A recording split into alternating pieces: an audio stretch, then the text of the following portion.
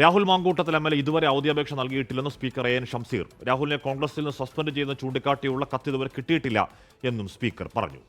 സ്വാഭാവികമായും സെപ്റ്റംബർ മാസം 15-ാം തീയതിയാണ് നിയമസഭ സമ്മേളനം ആരംഭിക്കുക. ഇതുവരെ അങ്ങനെ ഒരു അവധിയപേക്ഷ അദ്ദേഹത്തിൻ്റെ ഭാഗത്ത് വന്നിട്ടില്ല. കാരണം നിയമസഭ ഇന്നലെ തുടങ്ങാൻ ഇന്നലെ ശുപാർശ ചെയ്തിട്ടുള്ളൂ. ഏതെങ്കിലും തരത്തിൽ പാർലമെൻ്ററി പാർട്ടിയിൽ നിന്ന് അദ്ദേഹത്തെ റിമൂവ് ചെയ്തുകൊണ്ടുള്ള ഒരു ലെറ്ററും സോഫാർ ഞങ്ങൾക്ക് ലഭിച്ചിട്ടില്ല. ജനപ്രതിനിധികൾക്ക് നേരെ അജിറ്റേറ്റ് ചെയ്യാനുള്ള അധികാരം ജനങ്ങൾക്കുണ്ട്. അപ്പോൾ അങ്ങനെ അജിറ്റേറ്റ് ചെയ്യുന്ന ഘട്ടത്തിൽ ജനങ്ങളുടെ അതേ രീതിയിൽ ഞങ്ങൾക്ക് പ്രതികരിക്കാൻ പറ്റില്ല. സ്വാഭാവികമായി സലീം മാലിക് ആ വാർത്തയോട് വെച്ചിരുന്നു. സലീമ, എന്തായാലും ഇനി സമയമുണ്ട്. ആ സമയത്തിനിടയ്ക്ക് ഈ പേപ്പറൊക്കെ നൽകിയാൽ മതി സലീം, അല്ലേ?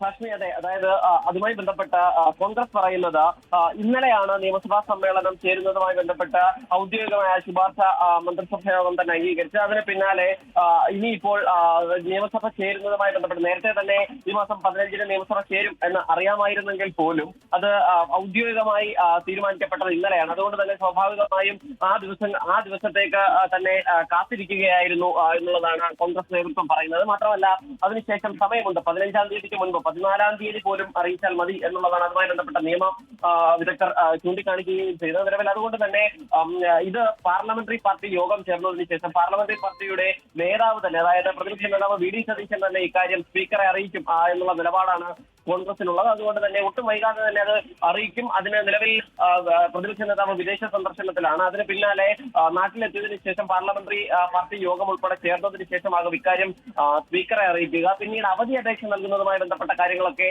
ഇനി രാഹുൽ മാങ്കൂട്ടത്തിൽ സ്വയം തീരുമാനിക്കേണ്ടത് എന്നുള്ളതാണ് കോൺഗ്രസിന്റെ നിലപാട്. കാരണം രാഹുൽ മാങ്കൂട്ടത്തിനെ പാർട്ടിയിൽ നിന്ന് സസ്പെൻഡ് ചെയ്ത പശ്ചാത്തലത്തിൽ നിലവിൽ കോൺഗ്രസ് ആവശ്യപ്പെടുക ഈ സസ്പെൻഷൻ വിവരം സ്പീക്കറെ അറിയിക്കും. ഒപ്പം തന്നെ അപേക്ഷ കിട്ടിയിട്ടില്ലെന്ന് സ്പീക്കർ പറയുകയാണ്.